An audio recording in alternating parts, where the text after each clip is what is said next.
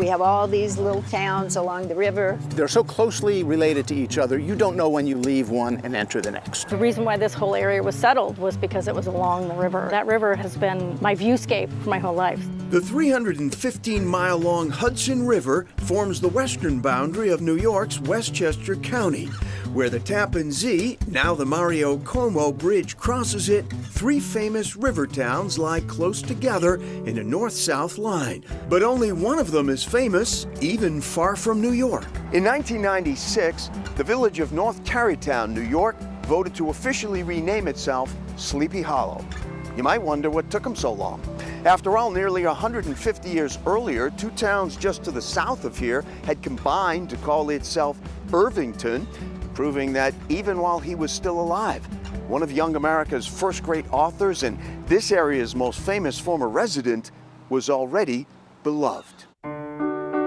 Born in Manhattan in 1783, Washington Irving was named for George Washington, who later met and blessed the 6-year-old Irving. During a yellow fever outbreak in 1798, Irving was sent out of the city to stay with friends upriver in Tarrytown, New York, where he was entranced by a region that would come to be described by his name. He came here and found not just this tranquil, peaceful environment, but also a place that was populated with lore and stories that really captivated his young imagination.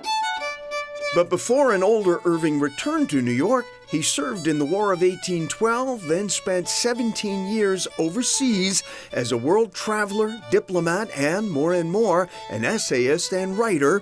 By 1820, his short stories, Rip Van Winkle and The Legend of Sleepy Hollow, were both published and enormously successful. Irving returned to the Tarrytown area, a now famous and successful author, and made his haven by the Hudson in a home he called Sunnyside. I would describe Sunnyside as a storybook cottage, whether it's the Dutch stepped gables or the gingerbreading, which has a very Gothic feel. Today, visitors flock to see Irving's home, especially, no surprise, around Halloween. Indeed, owing to the popular legend of Sleepy Hollow as depicted in books, TV, and film, spooky has become synonymous with Washington Irving. I would say he's the first great American ghost story writer. The ghost of the Headless Horseman is a Hessian trooper whose head was blown off in a Westchester battle and who has come back, in search of it. So direct line from Washington Irving to Stephen King? Very much so, yes. Like King, part of Irving's spooky genius was locating the scary fantasy elements amidst the very real everyday life of early 19th century Tarrytown. You can still visit the tree where Major Andre was apprehended, and you can still visit our site, Phillipsburg Manor, which is supposed to be the Van Tassel residence. And there are several places that people fight over as to which one is the actual Headless Horseman Bridge that Ichabod outran the horsemen on. Coulda, sorta, might have been this one. There was a bridge that existed at that time in what is now Sleepy Hollow. He was referring to a real bridge, right? Yes, he was. And it would have been probably over this brook. Oh, exactly.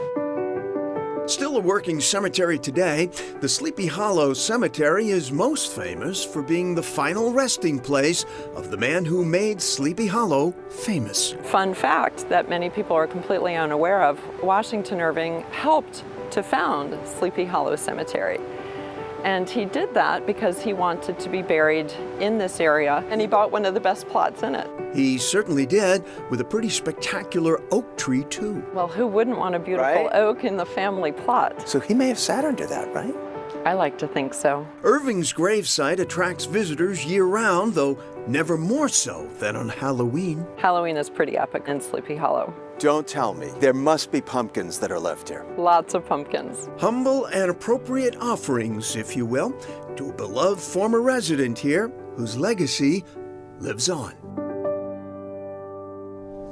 And Sleepy Hollow Cemetery features sort of an amazing who's who of residents, if you will.